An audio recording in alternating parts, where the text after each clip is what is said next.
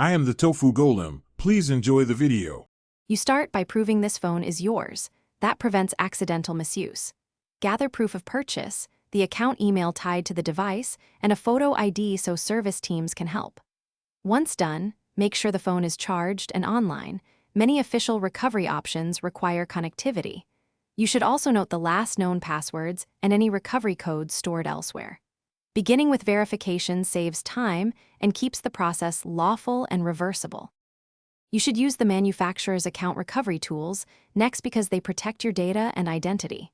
For Apple, sign into iCloud or use account recovery to reset your Apple ID password.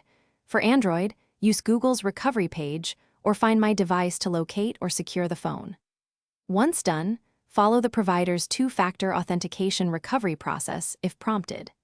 This is the safest route and explains why a factory reset is often the last resort, since if account recovery fails, you can perform an official factory reset or get help from an authorized service center.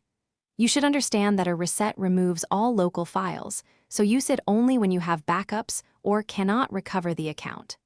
Bring photo ID and proof of purchase when visiting a service provider so they can verify ownership and assist with reactivation. Troubleshooting tip: if two-factor blocks progress, use stored recovery codes or contact the account provider's support for a formal identity verification process. Thanks for watching. Consider subscribing if we helped you today.